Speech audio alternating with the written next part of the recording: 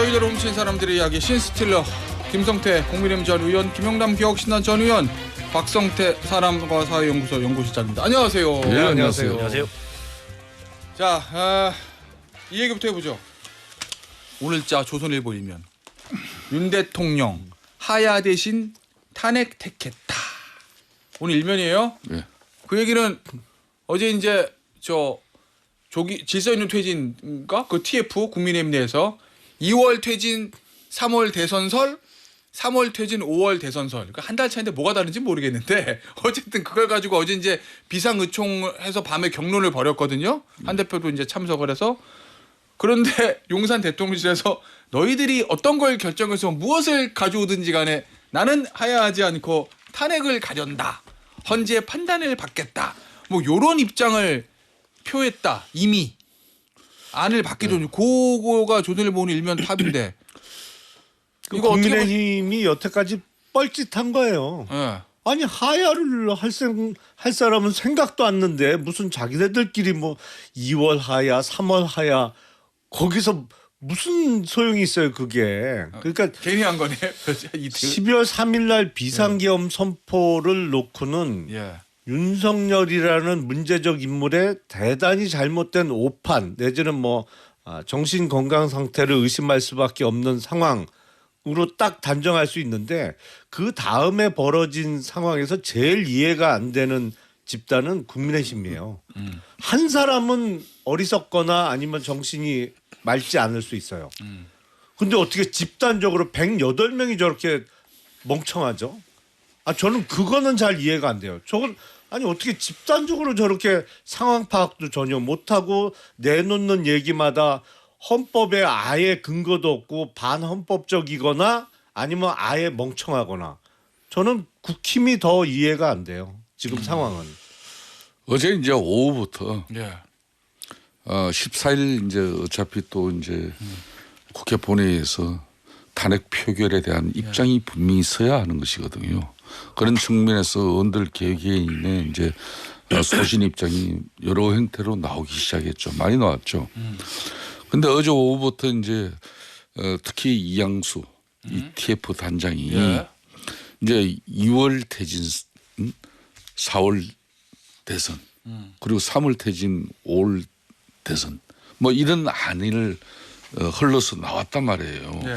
그러면은 이제 당연히 이제 지금 용산 대통령 입장에서는 그렇지 않아도 그 많은 뭐 핵심 측근들 뭐 친윤 인사들 어느 친구 하나 자신이 비상계엄 선포한 부분에 대해서 정당성이나 당위성 한마디 해주는 친구 한 사람도 없잖아요. 예? 그런 가운데 이제 뭐 지난번 이제 총리하고 또 한동훈 대표 만나서 내용은 이제 나는 이전에 빠져 있을 거니까 당신들이 이걸 좀 수습해 주세요. 뭐 이렇게 됐겠죠. 그런데 이제 문제는 지난 일요일 날 뭐 당사에서 한덕수 총리랑 한동훈 대표의 그 모습이 이제 대통령 직무에서 배제하고 그 직무에서 배제한다는 것은 이게 뭐 헌법적으로서는 사실상 직무 배제라는 게 대통령 본인이 탄핵당하거나 아니면 본인 자신이 하야 즉 사퇴를 해가지고 대통령 거리 상태가 돼야 대통령의 직무가 배제된 거죠. 그럼에도 불구하고 정치적 수사 용어로 이제 직무 배제라는 용어를 쓴 것이고 그래서 이제 또 법적으로도 책임 총리는 지금 대한민국 헌법 법률에 없죠. 그 책임 총리 이제 한덕수 총리가 이제 국정을 차질 없이 이 혼란 정국에서 잘 이끌어가겠다. 국민들을 결론을 안심시키고자 했지만은 그 내용은 이제 헛발 짚은 건데 그런 측면을 보면은 이제 용산의 대통령 측근 또 핵심들은 이게 당에서 말이야 이게 뭐 3월 퇴진 5월 뭐 대선 이러면은 이게 현재 심판 결정 받는 것보다 훨씬 이게 빨리 가는 거거든요. 질서 있는 퇴진 이 조기 퇴진의 모습이 당은 모양새가 좋고 또 뭐 보수 진영은 다시 또 국민들에게 그래도 할 도리를 다했다는 그런 모습에 비춰질지 모르지만은 대통령 당사자인 본인이나 측근들 입장에서는 이거는 수학적으로는 이게 상당히 더 알겠습니다. 받아들이기 어려울 수가 있죠. 그거는 박 시장 우리가 사실 오늘 원래 이 질서 있는 퇴진론 이게 뭐 좋은 건지 나쁜 건지 탄핵보다 뭐가 낫고 뭐가 안 좋은 건지 뭐 대통령의 뭐 수용 이런 거 하려고 그랬는데 의미가 없어졌어요. 대통령이 안 한다고 그랬으니까 질서 있는 퇴진론을 자체 평가할 필요가 없어. 어쨌든 그걸로 중요한 건 가는 대통령은 게 대통령도 왜 하야보다- 탄핵을 하겠다고 했잖아요. 이걸 왜 그런 것 같아요? 두 가지 의미가 있는데 일단 왜로 하냐면 대통령은 지금도 망상의 세계에서 벗어나지 못하고 있어요. 지난 7일 담화문에서 눈에 띄는 단어는 불안과 불편을 들여 송구 이거죠. 본인이 45년 만에 민주주의에 대한 테러를 했는데 본인이 저지른 짓을 정확히 인식하지 못해요. 석고대자가 아니라 그렇죠. 송구합니다. 맨 첫이 어떻게 되냐면 비상계엄 선포는 국정 최고 책임자로서 절박한 심정에 의해서 했다고 했어요. 그건 뭐냐면 모든 국민이 다 보고 국회에 총을 든 군인들이 가서 봉쇄하고 또 새롭게 밝혀진 사실이라면 의원들을 회의장에서 끌어내려고까지 했는데 본인은 어떤 종북 좌파 반국가 세력이 국회를 장악하고 있다는 이 망상에 빠져서 절박한 심정으로 했다고 보는 거예요. 그러니까 전 국민들의 상식과는 너무나 동떨어진 저는 극히 일부의 망상의 세계에 여전히 윤석열이 살고 있다라고 보는데 그러면 본인의 세계에서는 본인이 저지른 지난 12.3 내란이 전혀 위헌과 위법이 아니라고 생각하는 거죠. 그래서 다툴 수 있다고 보는 겁니다. 헌재로 가면 나는 기각받고 살아 돌아올 거고 그렇죠. 뭐 내란 뭐 기소가 되더라도 난 무죄야. 예. 이렇게 법적 대응. 법적 그러니까 이게 법의 심판을 받겠습니다가 아니에요. 예. 법으로 싸워보겠다예요. 그런데 여전히 망상의 세계에 살고 있다. 네. 그리고 주변에서도 아마 여기에 대해서 직언하는 사람이 없겠지요. 왜 없냐? 처음부터 얘기했지만 대통령의 경로 때문이에요. 대통령이 직언을 하면 화를 내니 네. 그래 넌 그렇게 살아라. 3번 경로를 당하면 모든 직장인의 공통입니다. 3번 경로를 당하면 내가 멀어지는 거예요. 굳이 가서 내가 경로를 껴안을 필요가 없잖아요. 예. 이번에 12.3 내란도 저는 많은 분들이 그걸 황당해할 거예요. 지금 보면은 국회의원들을 끌어내려고까지 했는데 예. 그러면 TV로 10시 23분에 담화문을 발표하고 11시 20 몇 분에 포고령 발표하고 이렇게 하지 말고 먼저 계엄군으로 미리 준비가 됐는데 국회를 봉쇄한 다음에 그러고 담화문을 발표하고 포고령을 바로 준비해서 내는 게 맞잖아요. 예. 이게 안전 상식적인 생각이잖아요. 아무리 천인 공날 짓을 하려고 해도 예. 머리가 조금이라도 있으면 이렇게 해야 되잖아요. 예. 또는 화요일 날 할 필요가 없죠. 금요일 밤이나 토요일 날 하면 무조건 우리나라는 계엄 상황입니다. 그렇죠. 의원들이 다 지방 가 있으니까. 저는 이게 왜 이렇게 멍청한 짓을 왜 하지? 예. 대통령이 경로하고 지 마음대로 하니까 아무도 거기에 대해서 직언을 못한 거라고 생각을 해요. 실제 구체적인 실행 방안에 대해서도 하실 거면 금요일 날 해서 이것도 못 한다는 얘기구나. 물론 뭐 일부에서는 12월 3일 10시 30분을 고른 게 무슨 주술적인 게 있다. 한자로 풀이해서 그렇게도 얘기를 하지만 그거는 뭐 일부? 전혀 모르는 거고 현재 의혹 단계고 예. 저는 보다 어떻게든 전략적인 방안들을 못한 거는 예. 대통령의 경로 예. 스타일 때문에 누구도 직언을 못한다. 직언했다가 바로 경로하면 아 그래 네 맘대로 하세요가 되는 거예요. 덕분에 계엄을 우리가 막을 수 있었던 거고 돌이켜 생각해 보면 지금까지 2년 반 넘는 생활을 국정을 윤 대통령이 그렇게 운영해 왔다는 거예요. 그건 의대 2,000명부터 무수한 증거로서 나옵니다. 예. 알겠습니다. 자 그런데 진짜 이 조기 하야 이거보다 하야 요거 질서 있는 퇴진 이거보다 탄핵 받고 헌재로 가는 게 윤석열 대통령보다 나아요? 윤석열 대통령 개인의 이익만 생각해 볼 때? 근데 본인은 꼭 나니까 그렇지는 않아요. 아니, 그러니까 본인은 기본적으로 나니까 선택했을 거 아니야 그걸로. 기본적으로 합리적인 판단이 안 되잖아요. 제가 네. 보기엔 판단 능력이 거의 제로예요. 예. 그러니까 친위 쿠데타를 일으켰죠. 그렇잖아요. 예. 그리고 지금 국민의힘에서 계속 뭐 질서 있는 퇴진을 이야기했습니다만 예. 사실 그게 가장 무질서한 거예요. 왜냐하면 질서 있는 퇴진 그 언제 시한을 정해놓고 그때 하야하고 다음 대선을 치른다. 근데 일단 하야할 사람이 생각도 없을 뿐만 아니라 예. 그러면 하야 시점을 정해놓은 그때까지는 대통령 권한 행사를 누가 해요? 그렇잖아요. 예. 그때까지는 계속 윤석열이 현직 대통령이잖아요. 그 왠지 검찰과 법원이 정해줄 것 같아. 그러니까 아니 근데 예. 통할 상황이 있고 안 네. 통할 상황이 있는데 처음부터 전혀 먹히지 않을 질서 있는 퇴진이라는 말을 주장을 했습니다만 예. 제가 보기엔 국민의힘 뭐 한동훈 대표를 비롯해서 지난 일주일 동안 정치적 재기가 가능할까라는 그래요? 의심이 들 정도로 예. 많이 다 까먹었어요. 다 까먹었어요. 지난번 이제 한덕수 총리, 한동훈 대표 이렇게 해서 이제 대통령과 만났지 않습니까? 예. 만나서 이제 자신의 임기와 또 전국 안정을 당에 일임하겠다. 이건 지난번 대통령 2분짜리 담화에서도 예. 그 이야기 있었잖아요. 그게 불과 며칠 됐지 않았지만은 그러니까 전국 안정을 위해서 당에 일임했는데 이 당에 일임해서 당이 지금 현재 자신의 임기 문제야 향후 이제 전국 안정 방향에 대해서 대통령 입장에서는 이게 참 불편하다는 이야기겠죠. 그러니까 뭐 어제 오후부터 대통령이 이 탄핵을 수용하는 게 지금 현재 상황에서 되려 예.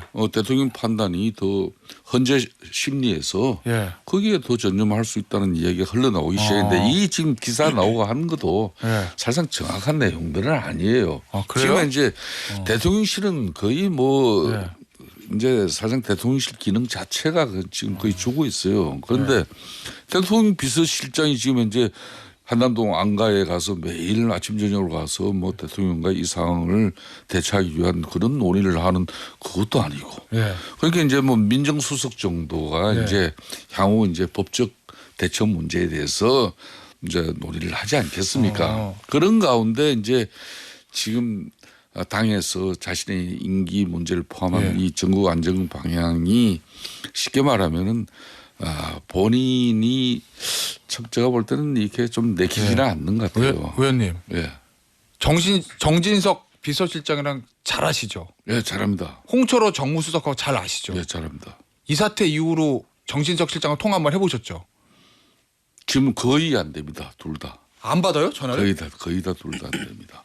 그래요? 네. 아니 저는 왜냐면 의원님이 통화하셨을 것 같아서 도대체 이걸 어떻게 수습할까 무슨 생각을 하고 있는가 그게 궁금해서. 제가 이 단면을 좀 말씀드릴게요. 예. 2016년 당시 예. 박근혜 대통령이 최순실 국정농단에 의해서 예. 이런 탄핵 위기에 몰려 있었습니다. 예. 그때 당시 당에서 원내대표가 정진석이고 그때 당 대표는 이정현 대표였어요. 아. 그때도 갱론이 있었습니다. 예. 당 내적으로는 친박 비박이 예.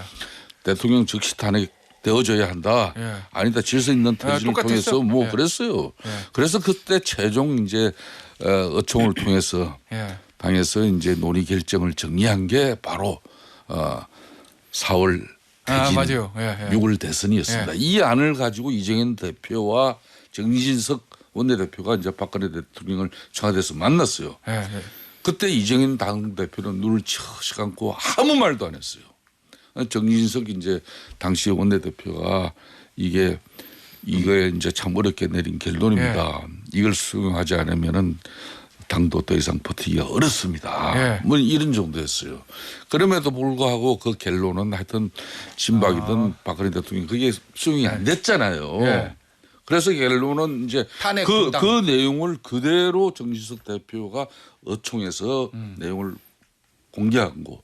그리고 이제 민주당은 탄핵 발의가 되고 본회의장에 가서 의사 표시는 당론을 통해서 이번처럼 이런 게 아니라 자유투표, 자유의사로 해라. 그렇게 해서 이제 탄핵이 한 62명, 당시 122명의 맞아요. 그게 새누리당 의원들의 의원님도 찬성하셨고 아니에요? 맞잖아요. 맞습니다. 네. 이게 자해하냐 탄핵이냐 해서 그런데 내가 지금 마무리를 안 했잖아요. 그 상황인데 지금도 지금 윤석열 대통령을 설득하고 이해시킬 수 있는 주체가 있어야 돼요. 그 주체라는 것은 흔히 말하는 대통령의 신임을 받던 사흘들이 밤낮을 가리지 않고 안간해지 대통령실 들락거릴 수 있었던 그 척근 세력들이 있는데 그 친구들이 지금 현재 뭐 윤석열 대통령이 비상계엄 선포한 당위성 정당성에 대해서 말을 한마디 꺼낼 수가 있습니까? 다 지죽은 듯이 들어가고 나는 이 정부가 안정해서 아무 역할을 할 수 없는 사람이 예. 그리고 다 숨어버렸어. 이거는 세상에 이런 나쁜 관심 몰입 애들이 어딨냐 이거예요. 누굽니까 관심 그러니까 몰입에? 이 관심 몰입 애들은 대통령 권력에 빨대를 꽂고 예. 쉽게 말하면 대통령 권력을 빨아먹을 줄은 알았지만은 예. 대통령이 폭군이 되고 민심에 위반돼 가지고 예. 이런 비상계엄 같은 이 선포가 이루어지는 이 과정에 아무 말도 하지 못하는 그런 정치적 역할만 했기 때문에 오늘의 이 불행을 예. 맞이한 거예요. 그래 저는 지금이라도 국민의힘 내부의 대통령과 진정 어린 소통을 원하는 사람이 예. 면은 대통령이 올바른 판단을 할 수 있게끔 어허. 그런 정치적 진언을 올 수 있는 사람이 예. 몇 명이라도 있어야 되는데 지금까지 저 눈에는 한 명도 안 보여요. 그러면 의원님의 이게 말씀은 대단히 큰 불행이에요. 예, 그 관심 몰입회가 제가 특정 이름을 얘기하지는 않겠지만 대통령 주변에 소위 말하는 친윤이라고 불리는 찐윤이라고 불리는 그 사람들 얘기하는 제가 겁니까? 뭐 나중에 뭐 이야기할 수 있습니다만 지금 이 대목을 저는 네. 2016년 상황에서 제가 최순실 네, 국정조사 맞아요. 청문특위 위원장을 하면서 모든 걸 저는 적나라하게 네. 봤지 않습니까? 예. 지금 이 상황도 저는 그때 상황과 대조비를 하면서 똑같다? 어떻게 대처하는지 과연 윤석열 대통령을 위해서 정말 제대로 된 정치인 몇이나 있는지 저는 지켜보고 있어요. 그때나 지금이나 똑같아요. 한 명도 지금 현재까지 안 보여요. 이거는 예. 불가능한 야비하고 게 비열할 뿐이죠. 이건 불가능한 게 지금 김성태 의원이 말씀하신 그런 충심을 가진 또는 애국심을 가진 분이 있었다. 지금까지 이 경로와 우당탕탕 국정 운영으로 상징되는 윤석열 대통령 곁에 있지 못해요. 그래서 이미 그 사람들이 혹시 있었으면 다 떠났다. 지금 제가 볼 때 윤석열 대통령에게 충심으로 뭘 얘기하고 윤석열이 듣고 할 수 있는 사람은 혼인계약으로 맺어진 김건희 씨밖에 없어요. 네. 만약에 제가 처음에 얘기했잖아요. 3번 경로하면 다 떠난다고. 무슨 충성맹세로서 경로 들으면서 침 받고 뭐 이렇게 해서 경로하면 침 튀기잖아요. 받으면서 누가 곁에 있겠습니까? 제가 한 달 전인가 이 자리에서 얘기했는데 제가 들은 걸로는 용산의 비둘기는 다 떠났다. 매파만 남았다. 왜냐하면 그러니까 대통령 좋아하는 말만 하는. 그렇죠. 네. 아니 그리고 어제 좋아하는 말이 뭐겠어요? 네. 반국가 세력의 준동이다라고 매파들이 얘기하는 척결해야 된다라고 얘기하는 사람들만 남았다는 거예요. 예를 들어 한동훈 대표의 관계에 있어서도 대통령이 국정 운영을 원활하게 수행하기 위해서는 한동훈 대표와 협력적 관계를 유지해야 된다. 네. 조언이 없었겠습니까? 예. 제가 들은 그런 생각을 가진 사람이 용산에도 꽤 있었던 것으로 알아요. 근데 아웃이에요 그러면? 그러면 다 아웃이죠. 자리만 붙어 있지 예. 멀어지는 거야. 그럼 그 사람도 한 2번 얘기했다가 경로 들으면 총 맞았습니까? 왜 그러고 있어요? 그러니까 박선대 실장님 말씀 일정 부분 저는 동의를 합니다. 예. 2조 500년 역사가 예. 이렇게 이어질 수 있었던 것은 그 왕정 체제에서 목이 날아가고 유배를 당하고 그 고초를 겪으면서도 상소를 하고 이빠른 소를 통해서 그래도 왕정이 민의에 져버리지 않는 그런 그런 충신들이 있었기 때문에 2조 500년은 그런 근근히 맥을 이어갈 수 있었던 거예요. 지금 이 상황에서는 저 정진석 비서실장 제가 잘 알지만은 예. 저 양반 사례 분별 판단력 대단히 좋은 사람입니다. 근데 지금 전화를 안 받아요? 어? 예. 저분이 홍철호 수석도 아주 친하게 보면서 어떻게 하든 상황이 악화되는 걸 예. 풀어낼 수 있는 그런 능력이 있는 친구예요. 예. 그럼에도 불구하고 지금 그분들이 아무 역할이 안 된 부분에 대해서는 대단히 안타깝어요. 알겠습니다. 지금 용산의 그 의중은 명확해 보여요. 예. 지난 토요일 날 10시에 긴급 담화 어허. 1분 50초짜리 담화가 발표가 됐잖아요. 예. 햇반 한 개 돌리는데도 2분은 걸리는데 햇반 한 개 돌릴 틈도 안 주고 끝나버린 담화에서 뭐라고 그랬어요. 예. 자신의 임기 등을 포함해서 당에 일임하겠다고 했잖아요. 그거를 한동훈 대표는 당 대표에게 이름하는 줄 알고 일요일 날 해프닝을 벌였던 거고 사실은 당에 일임한다고 하면서 지금 돌아가는 거 보세요. 원내대표의 권성동 의원이 처음엔 추대가 됐어요. 그 얘기 해볼 그러니까 거예요. 예. 의중은 명확해요. 당에서 결정해라라고 이름을 하고 그 당은 새로 뽑히는 원내대표 중심으로 운영이 될 거를 계획하고 있는 거예요 지금. 그러니까 처음부터 예. 무슨 질서 있는 퇴진 뭐 2월 3월 하야는 씨알도 안 먹힐 얘기를 쓸데없이 길게 하고 있었던 거예요. 자, 방금 전에 그 기사 좀 올려주세요. 저희 오늘 아침 조선일보 단독 보도 나온 건데 그래도 좀 말씀을 드려야 될 것 같아서 당사자들의 입장이 걸려 있는 거니까. 요 당시에 이제 비상계엄 선포할 때 국무회의 했잖아요. 당시에 국무회의에서 대통령이 비상계엄 할 거다 이러니까 최상목 부총리, 조태용 국가정보원장 강하게 반대했다. 그러자 윤 대통령이 대통령으로서 내 판단이야 이러면서 회의장을 나갔다는 거예요.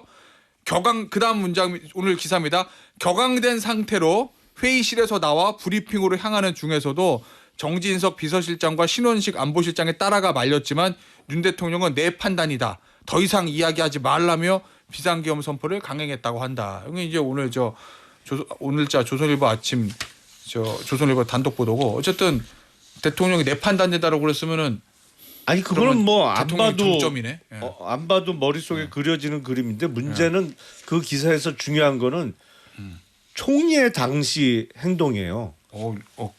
이 기사는 빠져 있나요? 그러니까 빠져 있잖아요. 네. 왜냐하면 이번 주 토요일 날 탄핵 소추가 국회에서 통과되면 예. 직무는 정지되고 대통령 권한 대행은 한덕수 국무총리가 하도록 되어 있는데 예. 만약에 그 자리에서 한덕수 국무총리가 탄핵에 대해서 명백한 반대 입장을 표명하거나 적극적으로 말리지 않았다면 예. 그거는 심각한 문제가 있는 거예요. 지금 그 우리가 헌법과 법률에 의해서 미리 대통령의 권한 대행 순서를 정해놨을 때 예. 자칫 잘못하면 윤석열과 더불어 내란죄의 공범으로 의율될지도 모르는 예. 뭐 이건 가능성입니다만 그러니까, 그래서 그 부분 확인이 제가 보기엔 제일 알겠습니다. 급합니다. 예. 그날 밤에 이제 긴급하게 국무회의를 소집했잖아요. 예. 사실상 이번에 비상계엄 선포 관련해서 진짜 대통령실의 비서실장이나 이 수석들 제대로 아는 사람이 거의 없어요. 정진석 실장도 늦게 알고 예. 그분이 되게 요즘 몸이 안 좋아요. 그럼에도 불구하고 뭐 아까 알겠습니다. 말한 비상계엄 당시에 국무회의 대통령의 그 네. 대국로 그 분위기에서 의원님. 그걸 끝까지 말리려고 했지만은 그건 안 된 거죠. 의원님, 예. 이 지금 보니까 앞서도 그 박성철 기자 그 얘기했었잖아요. 이 대통령 이 계엄 해제할 때 계엄 선포할 때 이 제대로 시뮬레이션도 안 들러봤다. 경로에서 아무 말도 듣지 않는다. 근데 이 계엄을 주도한 사람이 결국은 대통령하고 바로 밑에 김영현 국방부 장관이잖아요. 전 경호처장. 대통령 충암고대가 1년 선배. 의원님 잘 아시죠? 예. 제가 사실은 김종인 당 비대위 위원장 시절에 예. 당 체계가 거의 다 무너져 있는 상황이었어요. 그래서 김종인 위원장이 어느 날 저보고 당의 조직을 좀 복원해 달라. 예. 그래서 이제 제가 중앙위 의장을 이제 처음에 고사하다가 그걸 맡게 됐어요. 예. 그래서 맡고 뭐 여러 분야에 이제 쉽게 말하면 좀 일할 수 있는 사람을 이렇게 섭외하고 또 구성을 하는데 그때 국방안보분과위원장으로 영입한 사람이 바로 김용현입니다. 김영현 오늘 그런데 이 사람 딱 영입해서 직함 맞자마자 쉽게 말하면 자기 장사하고 다니더라고. 나한테 한번 주의도 받았죠. 예. 그런데 뭐 지난 대선 때도 자기 나름 뭐 이 당의 어떤 조직에서 자기가 국방안보분과위원장으로서 역할보다는 뭐 자기 나름대로 뭐 이러고 저는 왜 이 사람이 간밤에 이제 내란 중요 임무 종사 및 직권 남용 권리 행사 방해 혐의로 이제 구속영장이 발부됐잖아요. 예. 이런 사람이 윤석열 대통령을 독점하다시피 해서 대통령에게 지금 현재 국정운영 난맥상이라든지 그리고 정치적 입지를 강화할 수 있는 길은 이 대통령이 헌법상에 보장된 이 비상계엄이라는 이 기구가 기능이 있습니다. 예. 이걸 가장 적극적으로 이런 식으로 건의한 사람 김용현 장관이에요. 예? 예. 이 사람이 자기 출세를 위해서는 그 주변에 같이 일했던 그 많은 동료들 다 내쳐버리고 오로지 자기 자신만을 가져갔던 사람이에요. 대선 때도 그랬다. 대통령께서 이런 사람 말에 놀아놨다는 게 그게 대한민국 국가로서는 대단히 불행한 일이었죠.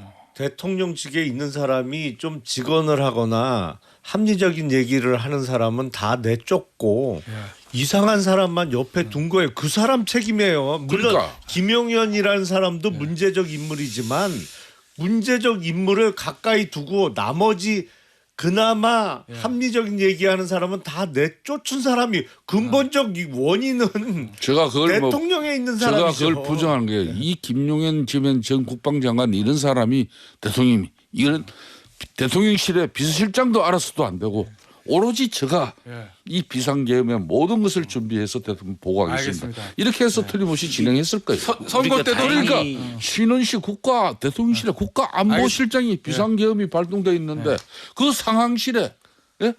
알겠습니다. 국가안보실장이 거기에 배석이 되지 않고 있었다는 것은 뭡니까 그게? 예.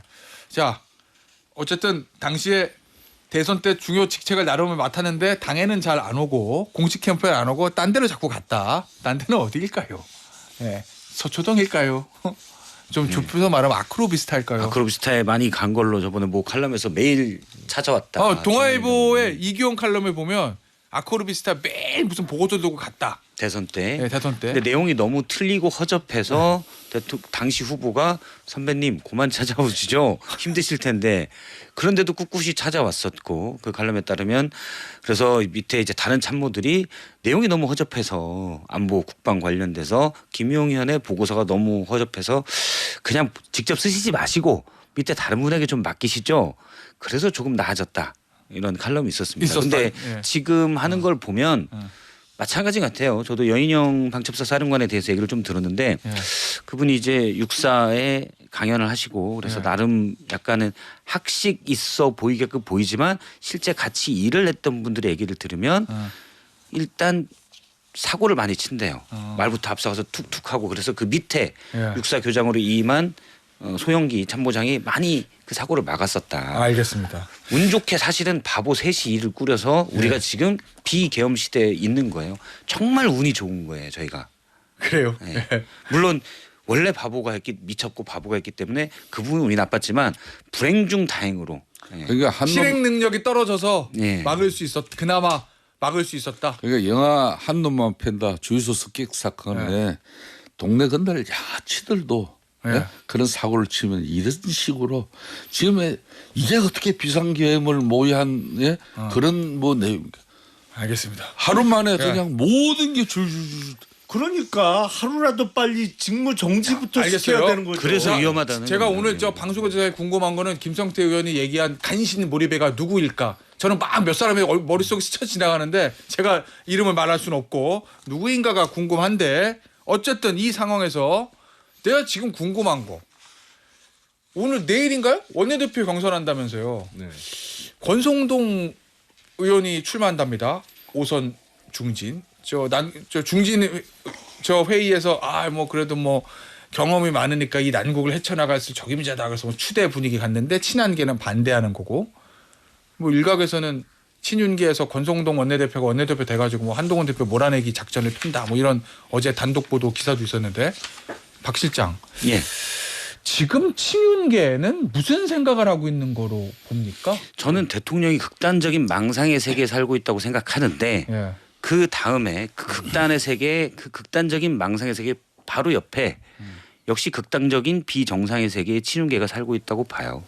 그래서 국민들의 상식, 일반인의 상식 어느 정도 지성 있는 분들의 상식과는 너무 동떨어져서 지금도 권력 다툼을 하잖아요.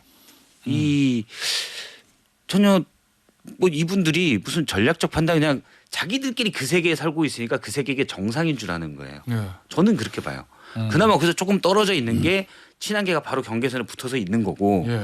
지금 대통령이 45년 만에 전 국민이 누구나 보는 상황에서 예. 국회에 군인을 보내서 국회를 봉쇄하고 비상계엄을 선포하고 내란을 벌였는데 지금 석고 대제를 해야죠. 왜? 친윤계가? 윤석열 대통령은 친윤계 친한계 사실은 다 예, 예, 예. 물론 사과했지만 다 윤석열 대통령이 그냥 땅에서 솟고 하늘에서 떨어진 게 아니잖아요. 국민의힘이 자신의 대선 후보로 선출해서 국민들에게 이분이 할 수 있도록 좀 지지해 주십시오라고 얘기했던 거예요. 근데 그 사람이 제정신이 아니고 사실 미친 짓을 해서 대한민국의 민주주의를 45년 만에 가장 크게 위협한 실질적인 테러를 가한 분인데 그러면 사실 제정신이라면 다 의원직을 버리고 저희가 석고대제합니다 해도 모자랄 판에 지금 어떻게 하면 대선을 늦춰서 다시 한번 정권을 잡을까 이 얘기를 하고 거기다 더 정말 말도 안 되는 게 지금 이 판국의 당내 주도권을 우리가 가져와야 된다. 원내대표 경선에 서로 개파 싸움을 하고 국민들이 누가 납득하겠습니까? 저는 예, 예. 잠깐만 말씀드리면 저는 국민의힘에 그래도 가까운 분들에게는 얘기를 합니다. 당신들 지금 이거 탄핵 더 끌면 큰일 난다. 왜? 호남에서 국민의힘이 계속 표가 안 나온다고 이 호남 분들이 정말 잘못됐다. 이거는 정상적인 투표가 아니다. 민주당이 80% 넘게 나오잖아요. 국민의힘이 안 나오는 이유는 간단합니다. 80년 광주가 있기 때문이에요. 민정당의 후예들을 찍을 수가 없는 거예요. 예. 아무리 국민의힘이 좋은 정책을 내고 민주당이 이상한 정책을 내도 그냥 못 가는 거예요. 투표에. 국민의힘에. 그거는 80년 광주가 있기 때문에 계엄의 후예들이라고 보기 때문이에요. 그래서 제가 얘기하는 건 지금 탄핵 집회에 20대들이 나온다. 당신들이 계속 이렇게 막으면 이분들이 70대 80대까지 앞으로 60년간 국민의힘은 친계엄 세력으로 낙인된다. 당신들은 다음에 선거 못 이긴다. 무조건 석고대줘야 한다. 그다음에 국민의 혼란이든 뭐든 그건 국민들의 판단에 맡겨야 된다. 이렇게 얘기를 합니다. 예. 지금 친윤계나 친한계나 기본적으로 저변에 깔려 있는 계산 내지는 앞으로의 계획은 그거죠. 결국엔 민주당의 이재명 대표의 피선거권이 박탈될 때까지 대선을 좀 늦춰야 된다. 그래서 가장 강력한 라이벌을 법률적으로 출마할 수 없는 상태로 배제하고 대선을 치러서 다시 정권을 이어간다는 게 친윤 친한 다 기본적으로 깔려 있기 때문에 지난주 탄핵소추에 반대하고 집단 퇴장을 했던 것인데 그 다음에 친윤과 친한 계파 간에 달라지는 부분은 그건 것 같아요. 그래서 이재명 대표의 피선거권 박탈 이후에 대선을 치러서 다시 한번 이길 수 있도록 도모하는 과정에서 국민의힘의 대표 선수로 누가 나갈 것이냐. 근데 친윤계는 한동훈은 안 된다고. 그걸 몰아낸다 이번에. 그래서 당 대표직에도 빨리 추출하겠다는 것이 계획이고 친한계는 당연히 한동훈으로 우리 대선 후보를 가져가서 이긴다 이건데 제가 보기엔 양쪽 다 대단히 비현실적이고 뭐랄까요 비상식적이에요. 아니 대선 어쩌면 이길 수도 있을지 모르죠. 근데 대선을 이기기 위해서 제일 급하게 했어야 되는 일은 완벽하고 신속한 윤석열과의 손절이에요. 우린 달라요. 저 사람하고는 완전히 생각도 다르고 다 달라요. 우리가 확실하게 보여드리겠습니다 하고 민주당보다 더 아니면 민주당만큼이라도 탄핵에 대해서 찬성으로 돌아섰어야 돼요. 그리고 지방선거, 국회의원 총선거 모든 선거는 사실은 유권자들의 상당수는 후보가 누군지 후보가 어떤 사람인지 모르고 뽑습니다. 그래서 당의 공천이 중요합니다만 유일하게 유권자의 대부분이 후보의 면면을 알고 찍는 유일한 선거는 대통령 선거예요. 그렇기 때문에 선거운동 내지는 플레이만 잘하면 조금이라도 가능성이 있을 수 있었는데 지난주 토요일 날 그거를 그냥 자기 발로 내친 거예요. 예. 제가 보기엔 앞으로 힘들어요. 알겠습니다. 의원님 권성동 의원하고 잘 아시죠? 예. 통화해 보셨어요? 모르겠습니다. 원내대표 왜 나오는 거로 보세요? 모르겠습니다. 긍정적으로 보세요? 부정적으로 보세요? 저는 뭐 이렇게 좀 이제 말씀을 드리고 싶어요. 좀 전에 뭐 박성태 실장님 우리 김용남 의원께서도 말씀을 했습니다만은 과거 좌파는 분열로 망하고 보수는 부패로 망한다 그랬어요. 예. 그런데 이제 10수년 전부터 이제 특히 박근혜 당시 MB 박근혜 때부터 당내 경선과 쭉 지금까지 해서 그 한 20년 이내 정도부터 보수가 분열로 망합니다.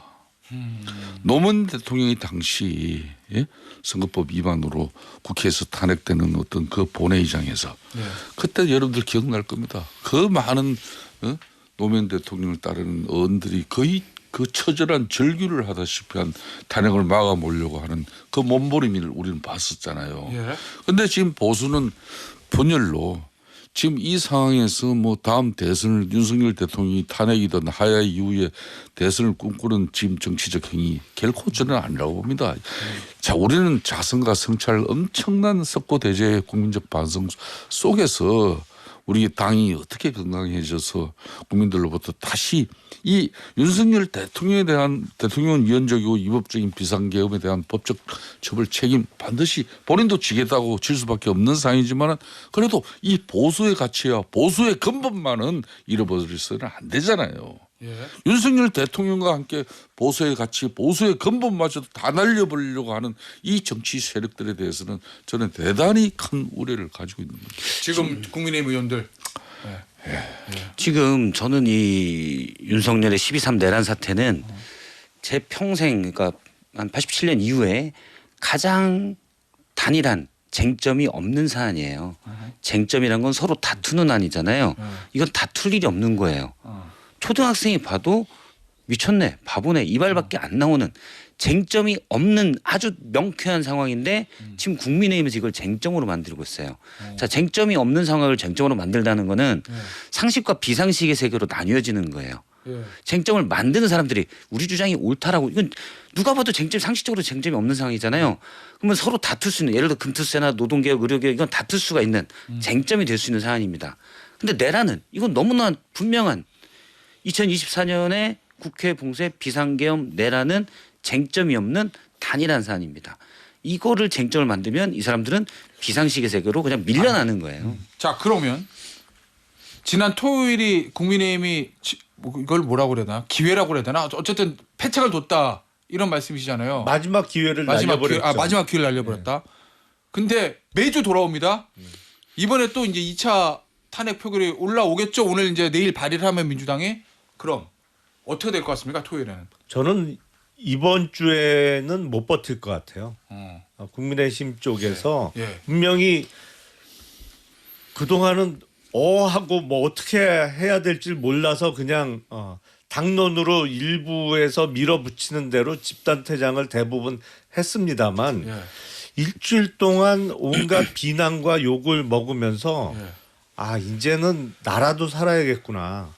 각자 도생의 길로 갈 거라고 보고. 그러면 이제 뭐 당론 뭐 할 때를 하더라도 당론인 거 보고 상관없이 그냥 들어가서 찬성 찍는 사람 꽤 있을 거다. 그렇죠. 왜냐하면 한 이탈표 얼마나 올 것 같아? 지난주에 집단퇴장이 국민의힘 소속 국회의원들의 개개인의 어떤 신념 내지는 뭐 확신이 있어서 그렇게 한 게 아니거든요. 예. 그냥 그렇게 하라고 하니까 한 거예요. 정확히 말씀드리면 제가 알기로는 김재섭 의원이 나가서 투표합시다 그랬더니 중진 의원들이 안 돼. 그래서 경론이 벌어지다가 자 그러면 이것도 다수결로 정하자. 그래서 중진 의원들이 많이 반대했겠죠. 그래서 다수결로 정해서 투표 불참 이렇게 됐다고. 아니 그런 상황이기 때문에 이게 뭐 신념의 표시가 아니었거든요. 그래서 이번 주는 거의 제가 보기에는 한 30-40표 정도는 이탈표가 분명히 나올 겁니다. 이탈표. 자 그러면 여기서 30-40표. 자 요거부터 30-40표 이탈표 나올 거로 보십니까? 30-40표. 예. 그러니까 탄핵 찬성 쪽으로. 김용관 의원께서 그런 뭐 사실상 뭐 이쪽에 계시다가 지금 기억신당 가신 지 얼마 안 됐는데 그 사이에 정치적 감이 좀 국민의힘 당내 사정을 좀 감이 좀 떨어지시는 얼마 나올 것 같아요? 저는 그렇게까지는 안 갑니다. 그럼 20표? 그렇지만은 10표? 지금 현재 흔히 말하는 마의 8표는 넘을 거다. 이게 단일대우 유지는 사실상 저는 어렵다고 봅니다. 8표는 넘을 건데 30-40표까지는 안 갈 거다는 말씀이. 자 그러면 저도 뭐 그렇게 봐요. 한 10여 표 정도는 나올 가능성이 크다. 예. 지금 이 상황이 그 대신 제가 한 말씀 예. 꼭 드리겠습니다. 이 질서 있는 퇴진이라는 것은 윤석열 대통령의 퇴진 로드맵을 예. 국민의 이 울분과 분노를 당이 잘 받아들여서 이 퇴진 로드맵을 국민들이 상식할 수 있는 상식적으로 납득할 수 있는 그런 설득력 있는 안이 나와버리면은 예. 이거는 탄핵이 지금 능사인 줄 알고 있는데 탄핵보다도 이게 더 훨씬 국정 혼란이나 공백을 위해서 대통령 안 한다잖아요. 국가를 위해서 더 좋은 일이구나 이렇게 국민이 납득할 수 있는 안을 내면은 14일 날 또 이 표결에는 영향을 받게 됩니다. 안 한다는데. 그런데 지금 상황은 이 즉시가 지금 불투명해요. 알겠습니다. 이게 로드맵이라는 것은 퇴진 로드맵은 당내 충분한 의원들의 공감 속에서 당이 결정해 줘야 되고 그 내용을 가지고 또 대통령을 한남동 안가를 가서 만나서 당을 대통령을 설득 이해시키고 대통령이 수용됐을 때 가장 효과적이고 실효적인 방법인데 그게 어렵다면은 이제 탄핵밖에 없다. 불행한 길로 갈 수밖에 없는 상황. 박근혜 네. 당시 대통령과는 상황이 완전히 틀려요. 지금은 제가 보기엔 선택지는 딱 두 개예요. 당장 하야 아니면 이번 주 토요일 탄핵소추 통과. 이 외에 무슨 내년 2월이 됐던 내년 1월이 됐던 그건 제가 보기에는 현실적으로 안 통하는 선택지입니다. 그건 불가능해요. 제가 보기에. 여권 일각에서는 구속을 통해서 실질적인 직무집행정지 상태로 가고 그 얘기 나오죠. 네, 그다음에 계속 이걸 끌다가 탄핵을 좀 뒤에 하게 되면 탄핵 소추를 좀 뒤에 가게 되면 일단 대선을 좀 늦출 수 있지 않느냐라는 생각도 하는 것 같아요. 그런데 저는 그냥 잔머리라고 봐요. 왜냐하면 구속 상태가 과연 대통령의 사고 상토를 해서 권한대행이 할 수 있느냐 법적인 문제가 남았거든요. 그래서 쉽지 않고 그래서 이거 앞서 이게 쟁점에 너무 심플한 너무 간단한 사건이기 때문에 그냥 탄핵 수치로 알겠습니다. 깔끔하게 가는 게 낫습니다. 하나만 더. 한 대표 깃발 들어야 됩니까? 안 들어야 됩니까? 당연히 깃발 들어야죠. 그럼 들 것 같습니까? 안 들 것 같습니까? 저는 들 거라고 봐요. 이미 이게 에너지가 모이고 있다라고 보고 여기서 이 한 대표가 저는 살 길은 어제도 제가 어떤 분하고 얘기하다가 어제라도 당장 들어라. 근데 무슨 명분 등이 필요하다 이런 말씀을 하더라고요. 국민들은 그걸 잘 모른다. 명분이 뭘 복잡하고 뭐 이런 거 다 필요 없다. 그냥 내가 잘못 판단했습니다. 심플. 그리고 알겠습니다. 자, 그러면- 같이 뜻을 모으는 한 명만 하면 안 돼요. 예. 한동훈 대표가 가장 비판받는 점은 혼자 하고 다닌다는 거예요. 본인의 뜻을 모으는 예를 들어 김재섭 의원도 있을 수 있고 김혜지 의원도 있을 수 있고 김소희 의원도 있을 수 있고 같이 해서 탄핵 가겠습니다. 이게 그나마 지금 한 대표가 살 수 있는 길입니다. 깃발 들면 몇 명이나 따라올 것 같습니까? 저는 10명 일단 같이 브리핑룸에서 설 때는 10명 정도는 모을 수 있다고 봐요. 조경태 의원도 있고 안철수 의원도 있고. 예, 예. 예. 제가 근데요.